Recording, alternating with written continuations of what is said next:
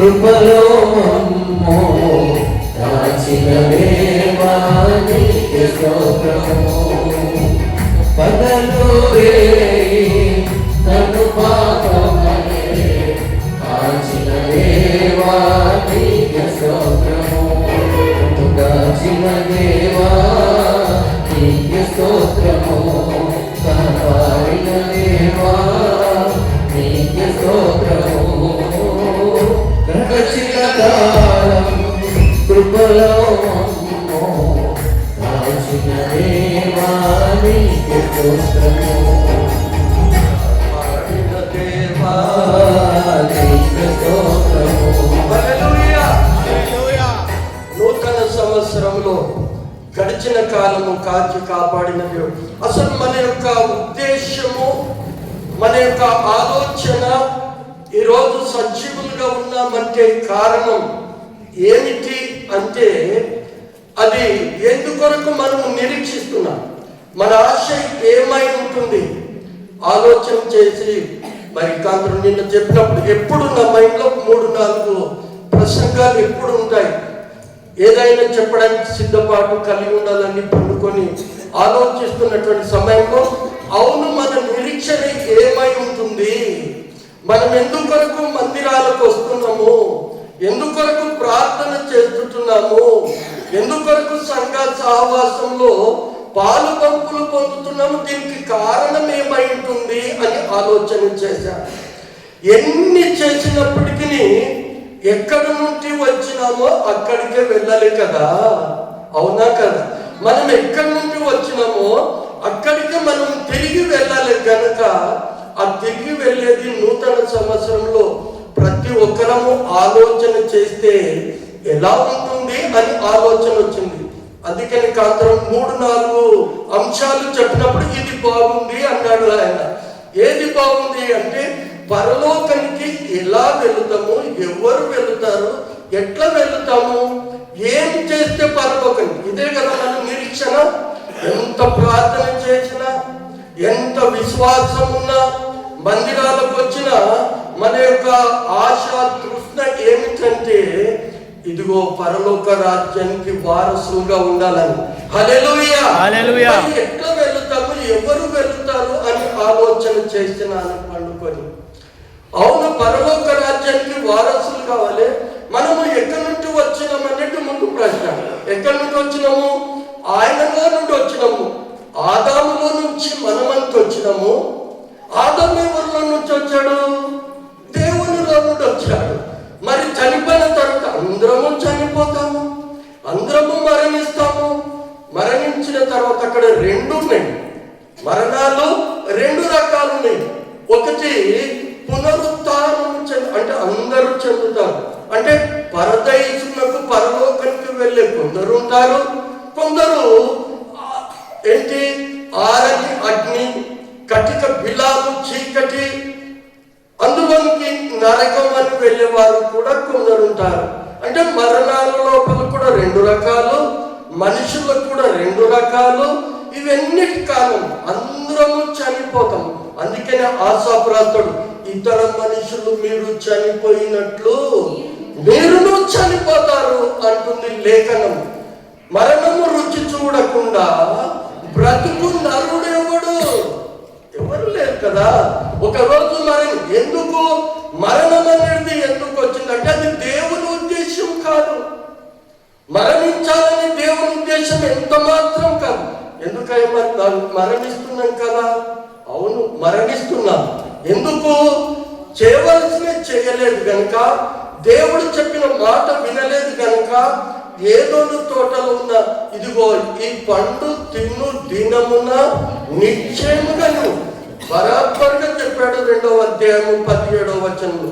ఈ పండు తినకూడదు, నువ్వు నిరంతరంగా ఉండాలంటే ఈ తోటనంతా కూడా కాస్తూ సేద్యం చేస్తూ నువ్వు జీవించు అని చెప్పితే సాటైన సహాయం కదా.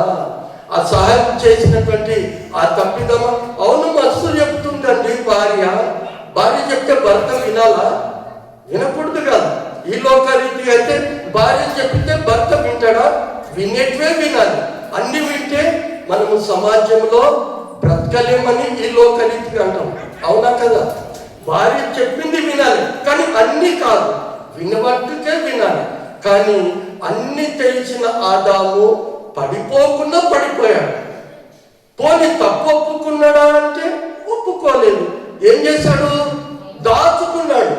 అందుకనే తన అతిక్రమములను దాచిపెట్టువాడు వర్ధిల్లడు, కానీ వాటిని ఒప్పుకొని విడిచిపెట్టువాడు కనికరము పొందుతాడని జ్ఞానైన సొలొమోను 28వ అధ్యాయము 13లో చెప్తాడు.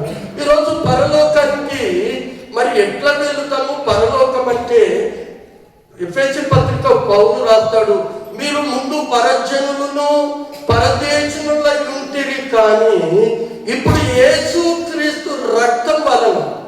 ఫిలిప్పీ పత్రిక 2వ అధ్యాయము 15-16 వచనాలను చూస్తే, మీరు ముందు పరజనులు పరదేశులు దేవుడు లేనైనటువంటి వారుగా ఉన్నారు.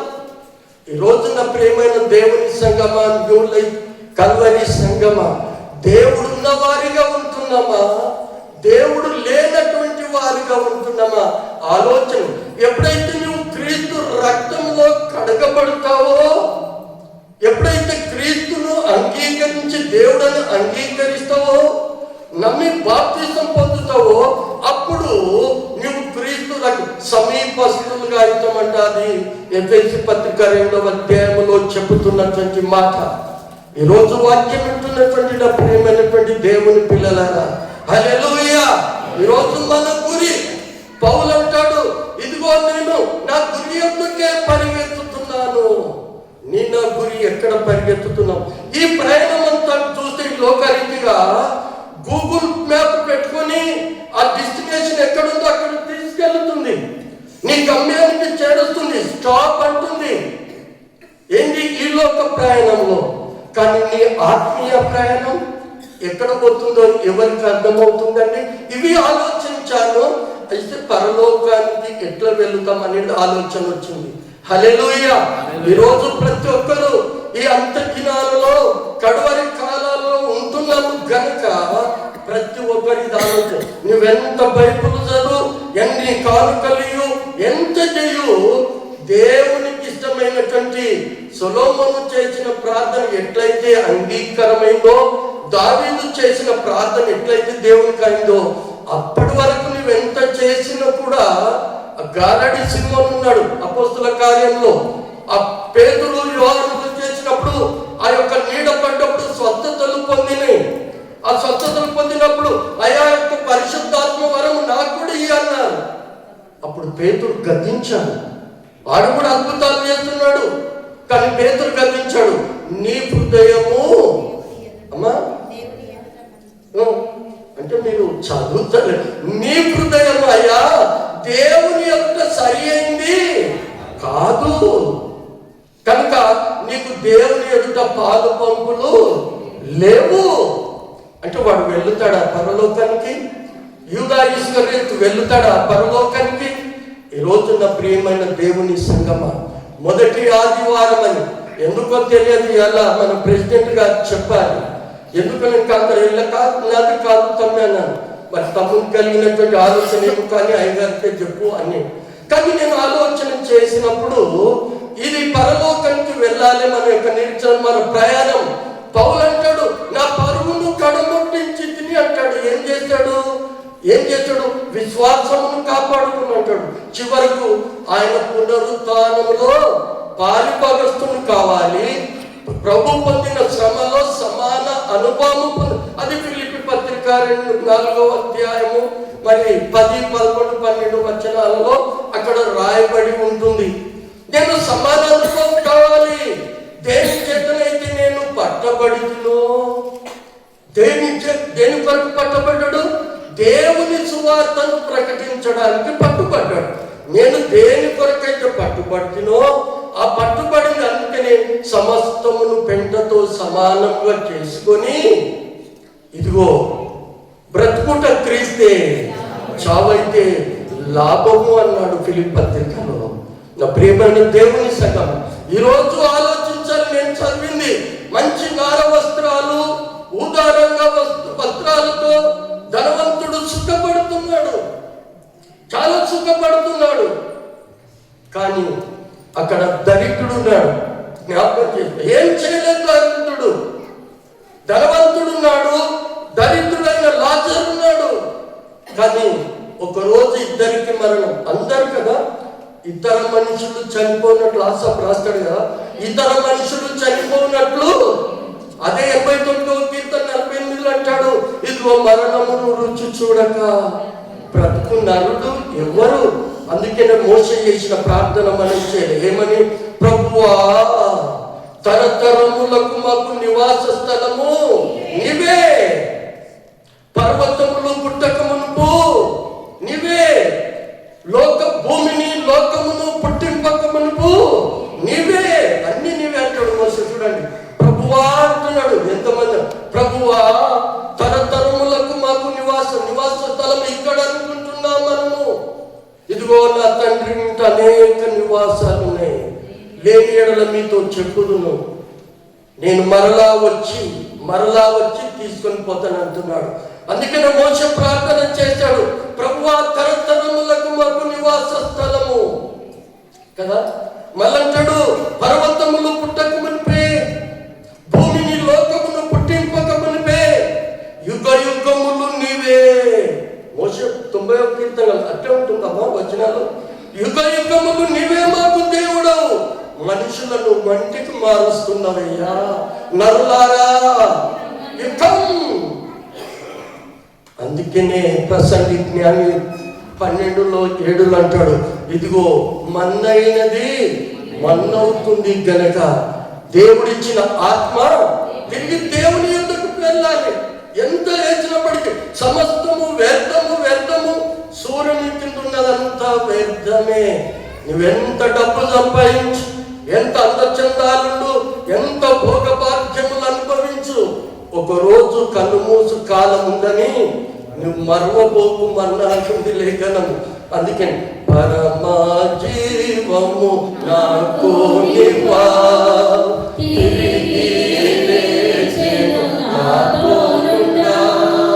పరమా జీవము నాకు నివా, తిరిగి లేచెను నాతో నుండా, నిరంతరము నన్ను నడిపించును, మరల వచ్చి యేసుకొని పోవును, నిరంతరము నన్ను నడిపించును, మరల వచ్చి యేసుకొని పోవును.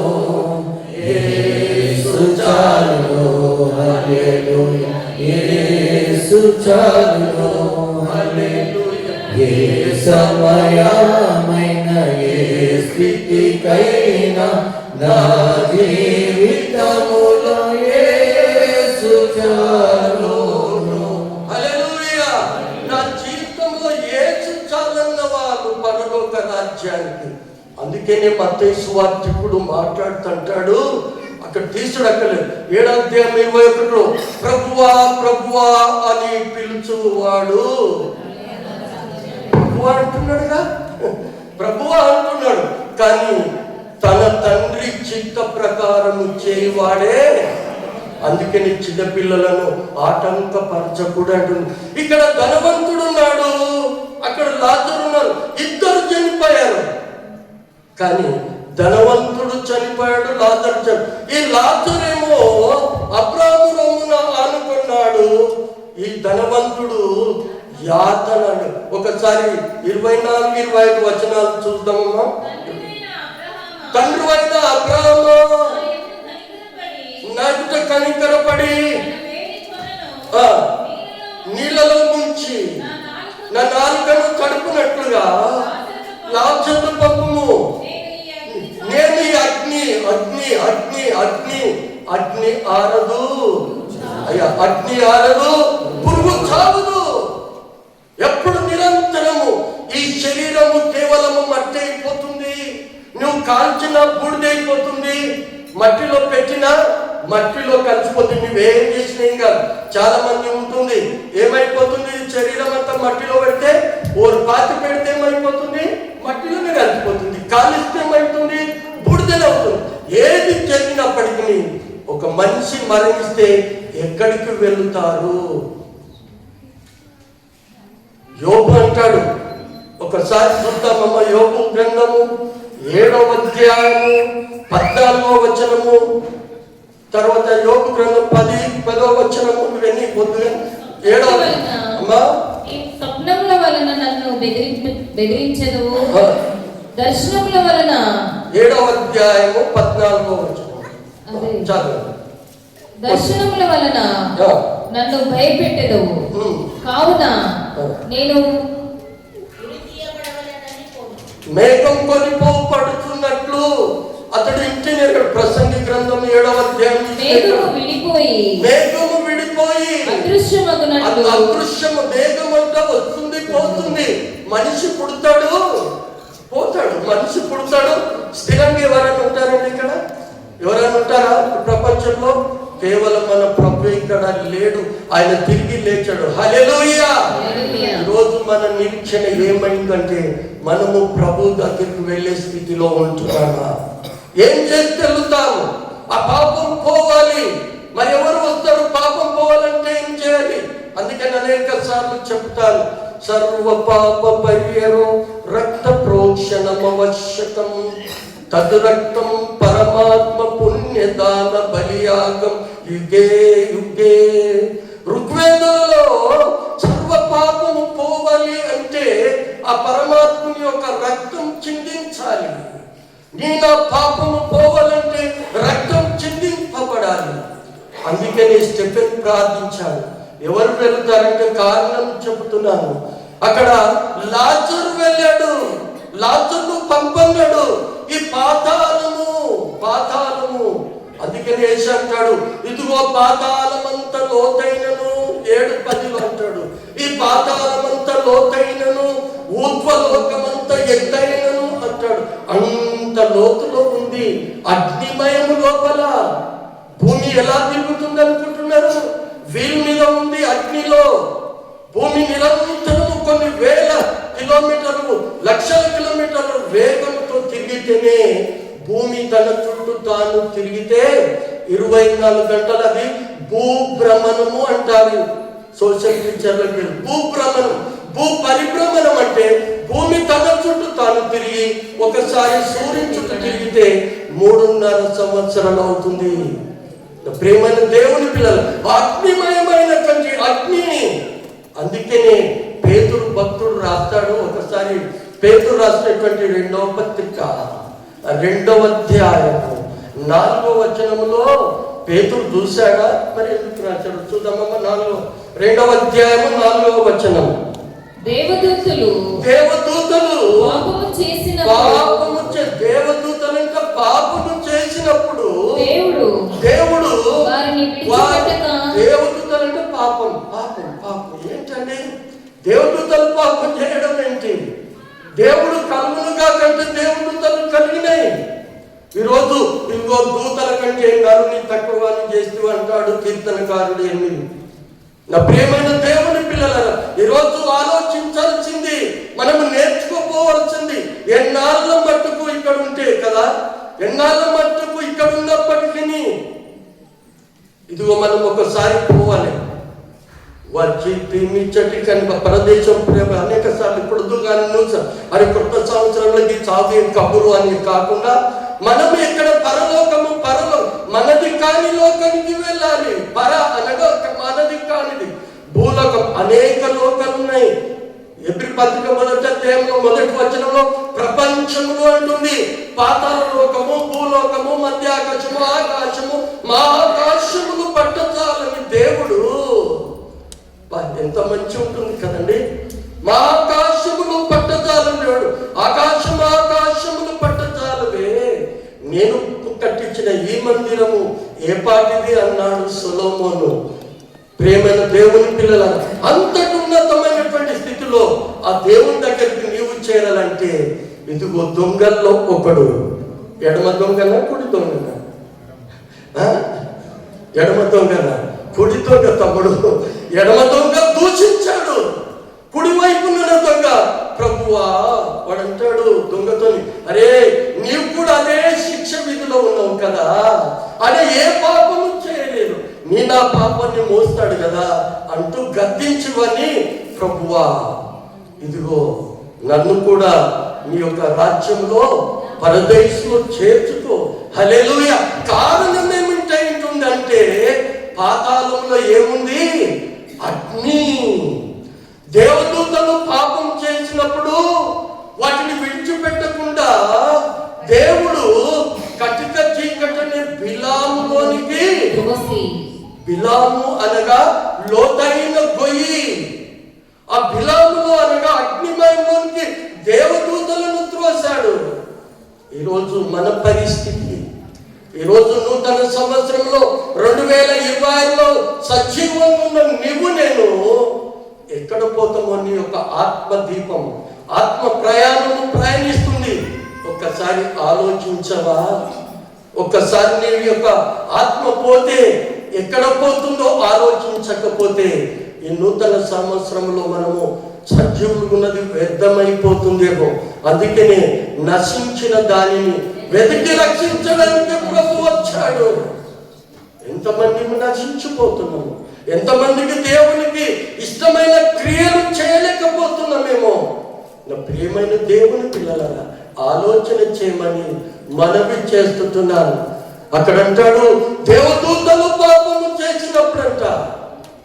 ఒకసారి అపోస్తుల కార్యం ఎవరు పోతారు?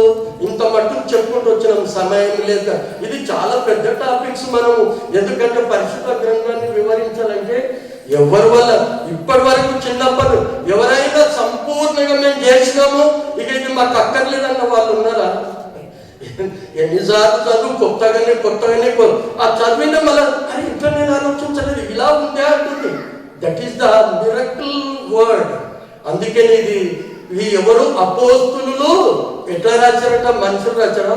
అమ్మ మరి దేవదూతలు పాపం చేసింది పేతుడికి ఏం తెలుసు? పేతుడు ఉన్నాడు అక్కడ? లేడే. కానీ మనుషులు పరిశుద్ధాత్మ చేత ప్రేరేపణ కలిగిన వారై దేవుని మూలంగా పలికిరి అంటుంది 2:20.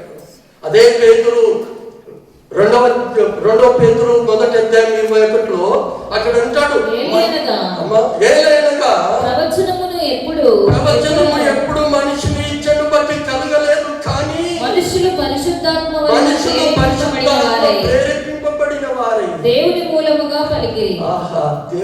అట్లా దేవుడు రాయించాడు. దేవదూతలు పాపం చేస్తే వదిలిపెట్టలేదు.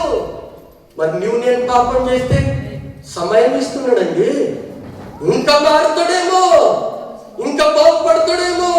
ఆ ఆమెను అగ్నిగుండానికి పోకూడదు. ఎందుకంటే నా జీవము వాళ్ళ లోపల ఉంది, నా ఊపిరి వాళ్ళ లోపల ఉంది.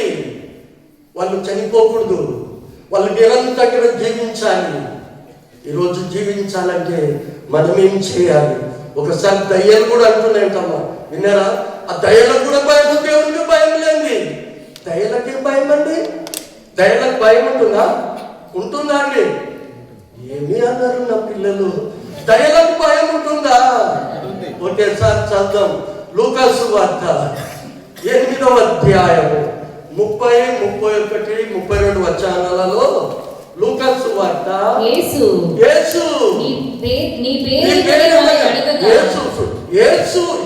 అంటేనే వణుకు. యేసు నువ్వు నేనంటే వణుకు కాదండి. నేను గద్దిస్తున్నా, బంధిస్తున్నా అంటాడు. నువ్వా బంధించేది? ఎవరు బంధించాలండి?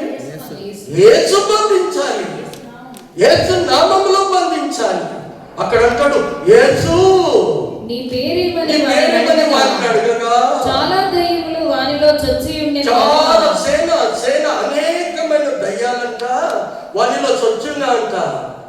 వాడు తన పేరేమని సేన అని చెప్పి పాతాళ లోకంలోనికి పోవుటకు తమకు ఆజ్ఞాపించవద్దని ఆజ్ఞాపించావు. ఎక్కడ పోవుటకమ్మా? పాతాళం అంటే ఎవరికి భయం వేసిందంటే దయ్యాలకు కూడా భయం వేసింది. అది మన ఉద్దేశం. ఎవరికి భయం వేసింది? దయ్యాలకు కూడా. అయ్యా వద్దు ప్రభువా, మా సమయం ఇంకా రాలేదు, పాతాళానికి పంపారు. ఏం చేయాలి? మరి నేను ఏం చేయాలి?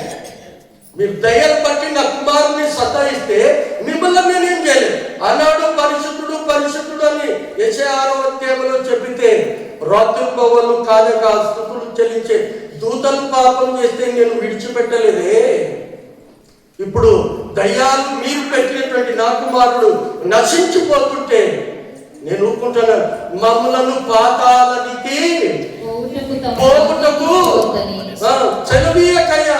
అమ్మ పాప ఆడగలుగుతారు. అక్కడ చూడు, పిల్లలు ఆడతారు, ఏం కాదు. కొందరు అంటారు పిల్లలు నిశ్శబ్దంగా ఉంటేనే వాక్యం. పిల్లల మనస్తత్వం అది. వాక్యం చెప్పేటోడు వాక్యంలో ఉంటుంది, ధారాళంగా వచ్చేస్తుంది. చాలా మట్టుకు పిల్లలు నిజంగా మైండ్ అంతా డిస్టర్బ్ అయిందని. కాకపోతే వాళ్ళ దిక్కు చూడకండి, ఆడండి. పిల్ల ఇలాంటి వారిదే దేవుని రాజ్యం అన్నాడు. ఇప్పుడే మత్తయి 18లో. ప్రేమన నా దేవుని పిల్లలారా, అక్కడ దయ్యాలట అయ్యా మమ్మలను పాతాళంలోనికి పంపు. అంత భయంకరమైంది. నిరంతరము అగ్ని చేత మండుతుంది. దావీదు దానియేలు లేచినప్పుడు 7 అంతలైంది. ఇది నిరంతరము మండుతుంది. నో కరెంట్, నో మంట, కానీ మండుతుంది. యాతన పడుతున్నా అంటున్నాడు ఎవరు? ధనవంతుడు. నా ప్రియమైన దేవుని పిల్లలారా, నూతన సంవత్సరంలో మన గురి, పౌలు గురి ఏమైందో, ఇదిగో నా పునరుత్థానంలో సమాన అనుభవం పొందువలే, నా గురి ఎందుకు నేను వెళ్ళాలి, నా కడుగును పడగొట్టింది. ఈరోజు మన గురి, మన ఆత్మ ప్రయాణం ఎక్కడ వెళుతుందో. అందుకని అదే పేతురు అంటాడు. ఒకసారమ్మా పేతురు రాసినటువంటి 2వ పేతురు, 1 పేతురు రాసిన పత్రిక 1వ అధ్యాయము 12-13 వచనాలను చదివితే, పరలోకము నుండి పంపబడిన పరిశుద్ధాత్మ వలన మీకు సువార్త ప్రకటించిన వారి ద్వారా మీకు ఇప్పుడు తెలుపబడిన ఈ సంగతుల విషయమై తమ కొరకు కాదు గాని మీ కొరకే తాము పరిచర్య చేసిరను సంగతి వారికి బయలుపరచబడెను. దేవదూతలు ఈ కార్యములను తొంగి చూడగోరుచున్నారు. కాబట్టి మీ మనస్సు అను నడుము కట్టుకొని నిబ్బరమైన బుద్ధి గలవారై యేసుక్రీస్తు ప్రత్యక్షమైనప్పుడు మీకు దేవుడు కృప విషయమై సంపూర్ణ నిరీక్షణ కలిగి ఉండండి. అందుకని స్టెఫెన్ అంటాడు, ఏం ప్రార్థన చేశాడంటే స్టెఫెన్ ఒకసారి చూస్తారా? చక్కటి అద్భుతమైనటువంటి మాట. అపోస్తుల కార్యములు 7వ అధ్యాయము 59వ వచనము. ప్రభువును గూర్చి మొరపెట్టుచు యేసు ప్రభువా నా ఆత్మను చేర్చుకొనమని. మళ్ళీ అందరు వినాలి మాటలు, అందరు వినాలి. నూతన సంవత్సరంలో యేసుక్రీస్తు, ఇప్పుడు మళ్ళీ చదవండి. ప్రభువును గూర్చి మొరపెట్టుచు యేసు ప్రభువా నా ఆత్మను చేర్చుకొనమని స్టెఫెను పలుకుచుండగా వారు అతనిని రాళ్లతో కొట్టిరి. అతడు మోకాళ్ళని ప్రభువా వారి మీద ఈ పాపము మోపకుమని గొప్ప శబ్దముతో పలికెను. ఈ మాట స్టెఫెను నిద్రించెను. సౌలు అతని చావునకు సమ్మతించెను. ఎవరు వెళ్తారండి పరలోకానికి ఇప్పుడు? స్టెఫెన్ లాంటి వారు, అపోస్తలులు లాంటి వారు, ఇదిగో పేతురు లాంటి వారు. నా గుడారము పోవలసింది. అమ్మా అక్కడే ఇంకప్పుడు పేతురు పత్రికలో ఉంటుంది, నా గుడారము విడవలసినటువంటి అవకాశం వచ్చింది. నేను సువార్తను ప్రకటించాను.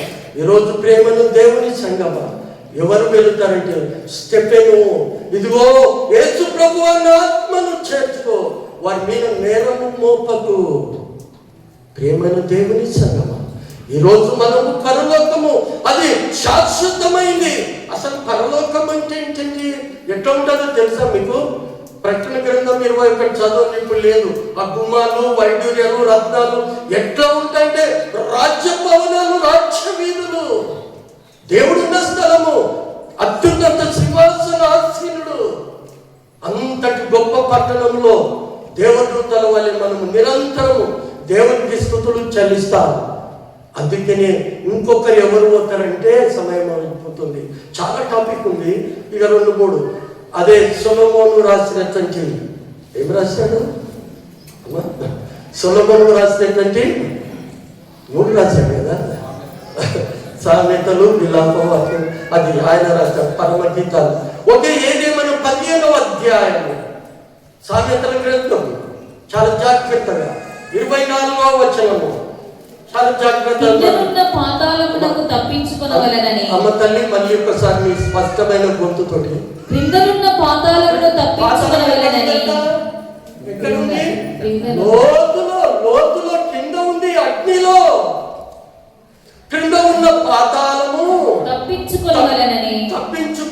చూడండి, సొలొమోను జ్ఞాని. అంతకంటే జ్ఞాని ఎవరు ఉన్నారండి లోకంలో? తూర్పు దేశపు జ్ఞానుల కంటే అత్యధికమైన జ్ఞానము జ్ఞానము సొలొమోను వైభవం అంటున్నారు ఈ లేఖనము. ఈరోజు వాక్యం వింటున్నటువంటి నా ప్రియమైన సహోదరి సహోదరుల, హల్లెలూయా హల్లెలూయా, దేవుని నామమునకు స్తోత్రము కలుగును గాక. ఇప్పుడు మళ్ళీ అమ్మ, పాతాళమును తప్పించుకొనవలెనని బుద్ధిమంతుడు పరమునకు జీవ మార్గమున నడుచును. ఎవరంగా పాతాళం తప్పించుకొనవలెనని బుద్ధిమంతుడు పరమునకు పోవు జీవ మార్గము నడుచు. హల్లెలూయా హల్లెలూయా. బుద్ధిమంతుడు ఎవరవుతారు పరలోకానికి? ఆలోచించదు. అవును ప్రభువా, వాక్యం చదువుతున్నా కదా, నేను పోతా కదా అని గర్వం నాకు. నేను మందిరానికి వెళ్తున్న సేవకుని కదా అని గర్వం. కానీ నో, అక్కడ కూడా అందరూ యేసు ప్రభు పెళ్లి కుమారుని ఎదుర్కోవడానికి వచ్చారా? ఎవరు? బుద్ధి లేక. థ్యాంక్ యూ తమ్ముడు. కానీ వాళ్ళు వచ్చింది యేసు ప్రభు దగ్గరికే కదా. కానీ లేఖనం ఏమంటుంది? పేరు పెట్టిందండి. ఇక్కడ దరిద్రుడు ఎట్లా పెట్టాడు, ఇక్కడ దేవుడు పేరు పెట్టాడు. ఏమని? బుద్ధిగల బుద్ధి లేని. బుద్ధిగల బుద్ధి లేని. కానీ ఈ బుద్ధి లేని వాళ్ళు బుద్ధిగలతో ఎట్లా ప్రయాణించారట? అసలు వాక్యాన్ని ఇట్లా మనము పరిశీలన వ్యాఖ్యానం చేయకపోతే అర్థం కాదు. ఇద్దరున్నారు, ఇద్దరు నమ్మారు, కానీ వాళ్ళ లోపల పరిశుద్ధాత్మ లేదు, సిద్ధపాటు లేదు. పెళ్లి కుమారుడు ఆలస్యం చేశాడు, కానీ పునికి నిద్రించాడు. మీరు మేల్కోగలిగి ఉండి ప్రార్థన చేయమన్నాడు. గెత్సేమనే తోటలో పుంకి పడుతున్నారు వీళ్ళు ముగ్గురు అంటే యోహాను, యాకోబు, పేతురు. ముగ్గురు ఎట్టుకుపోయాడు. ముగ్గురు రాయంత దూరం వెళ్ళి ప్రభు తండ్రితో మాట్లాడుతున్నాడు. వీళ్ళేమో పునికి ఏమొచ్చిందరో నీకు పొయ్యే కాలం అంటారు ఈ లోకంలో. వాళ్ళు పొయ్యే కాలం ప్రభు బాధపడ్డాడు 3 సార్లు. మీరు పోయి అలసట తీర్చుకోండి అన్నాడు. ఈరోజు ప్రార్థన చేయమన్నాడు. ప్రార్థించలేని స్థితిలో ఉంటున్నామేమో. నా ప్రియమైన దేవుని పిల్లలారా, ఇదిగో కుడివైపున్న దొంగకు దొరికిన భాగ్యము, ఇక్కడ స్టెఫెన్కు దొరికినటువంటి భాగ్యము. ఇక్కడ అంటున్నాడు ధనవంతుడైనటువంటి లాజరు కదా. ధనవంతుడా? దరిద్రుడైన లాజరుకు దొరికినట్టు. అందుకనే ఆ అంశాన్ని నేను కొంచెం అందులో జోడించాను. ఈ వాక్యం ఇచ్చినటువంటి నా ప్రియమైన దేవుని పిల్లలారా, ఇంకా చాలా విషయాలు ఉన్నాయి. పాతాళము అది నిత్య అగ్ని ఆరణము కదా. తమ్ముడు వాడు 2 దారులు ఏ దారి కావాలి మానవా, 2 దారులు, పరలోకం ఒకటి పరలోకం ఒకటి. హల్లెలూయా. ఏ దారి కావాలి? ఈరోజు అదే కదా మన దారి. ఏ దారి? ప్రియమైన దేవుని పిల్లలారా, మనము పరలోక రాజ్యములో వారసులుగా దేవుని బిడ్డలు ఉండాలంటే ఇదిగో మనలను మనము తగ్గించుకొని సువార్త. అందుకనే ఎఫెసీ పత్రిక 1:6-4 అంటాడు, మీరు పరిశుద్ధులను నిర్దోషులైనని ఉండవలెనని. ఇదిగో క్రీస్తు ముందుగానే జగత్తు పునాది వేయబడక ముందే మిమ్మలను ఏర్పాటు చేసుకోలేదా అంటాడు పౌలు ఎఫెసీ పత్రికలో. మనం పరిశుద్ధులమును నిర్దోషులమై ఉండాలంట. కాబట్టి ఎప్పుడైతే ఈ యొక్క పరిశుద్ధతను నీవు పాటిస్తావో పరలోక రాజ్యముకు వారసులుగా ఉంటావు. హల్లెలూయా. దేవుడు అట్టి కృప మనందరికీ దయచేయను గాక. పరిశుద్ధుడమైనటువంటి మా పరలోక తండ్రి, కృప కలిగిన ప్రభువా, వందనాలు, స్తోత్రము.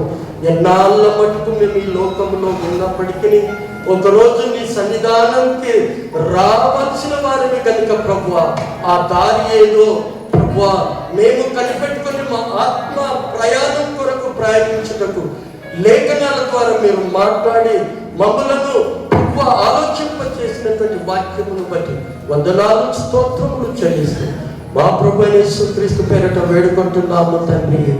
ఆమేన్, ఆమేన్.